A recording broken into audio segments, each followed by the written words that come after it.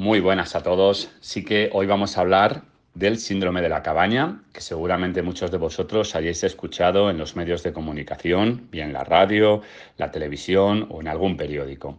Habréis leído algo sobre ello. Para eso vamos a definirlo, ver en qué consiste y luego, sobre todo e importante, qué podemos hacer si tenemos alguno de los síntomas de este síndrome de la cabaña. Sí que algo importante a tener en cuenta en cuanto a esa definición, tenemos que considerar que no se trata, esto es importante remarcarlo, de un trastorno psicológico. Por tanto, no nos vamos a encontrar con una definición oficial sobre este síndrome, ¿de acuerdo? Es decir, no es un trastorno psicológico propiamente dicho, sino que dada la situación en la que estamos todos, cada uno de nosotros, la situación de confinamiento, pues ha llevado a que podemos desarrollar esta consecuencia natural al hecho de pasar tanto tiempo en casa, confinados de esta manera. Podríamos decir que este síndrome de la cabaña es un miedo a salir a la calle con cierta angustia, con cierto malestar, a contactar con otras personas fuera de lo que sería la casa y temor a realizar actividades que antes no eran cotidianas, como por ejemplo coger el transporte público, relacionarnos con personas conocidas o acudir a nuestro puesto de trabajo.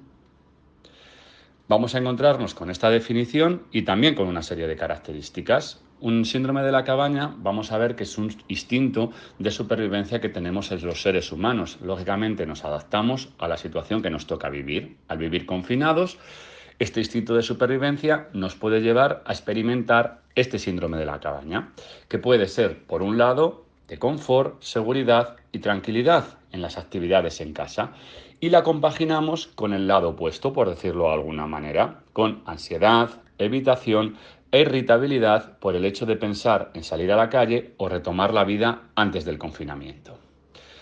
Son características que podríamos encontrarnos. Personas que van a tener cierta vulnerabilidad o que pueda ser que estos síntomas, estas características se agraven un poquito más, pues nos vamos a encontrar personas que viven solas, que de alguna manera no tenían ese hábito o tenían ese contacto físico cercano con otra persona que va a llevar la convivencia, y de alguna manera puede ser que tengamos esa sensación de control que se nos escapa y esa sensación de que el contacto físico con los demás nos genere angustia o malestar. ¿Qué podemos hacer? ¿Qué puedo hacer si tengo estas características del síndrome de la cabaña? Pues empezar con salidas poquito a poco, salidas graduales, de manera que se pueda regular qué necesito y cómo, desde dar paseos pequeños, hacer ejercicio. Esto nos va a llevar, desde que está permitido, a que podamos encontrarnos con sensaciones agradables, como puede ser pues, el tema de sentir el aire fresco, el sol en nuestra piel, o también que nuestras extremidades, nuestras piernas se empiecen a desentumecer. Es decir, si asociamos las salidas, desde que están permitidas con los diferentes paseos y actividades, con algo positivo, seguramente me vaya a encontrar mejor y esa ansiedad, esa sensación de miedo, esa sensación de malestar vaya a menos. Aparte de esto, es darnos seguridad, darnos sensación de control. ¿Cómo voy a darnos sensación de control y seguridad?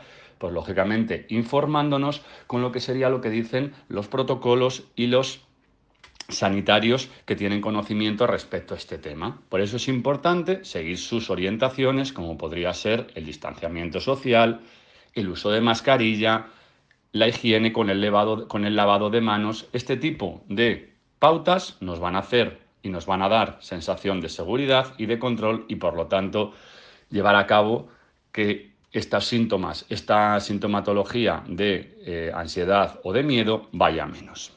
Aparte de esto, escuchar lógicamente nuestras necesidades. Es decir, es importante que entendamos, y es algo normalizado y algo normal, que sintamos miedo. Lógicamente, en ese proceso de adaptación podemos sentir esa sensación de miedo.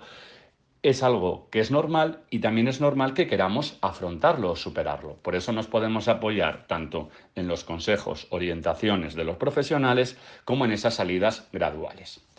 Si ves que estos sentimientos, estas sensaciones, estas características de angustia, miedo, malestar se prolongan o ves que no puedes afrontar este tipo de situación, pues es importante pedir un asesoramiento, pedir ayuda a alguien experto.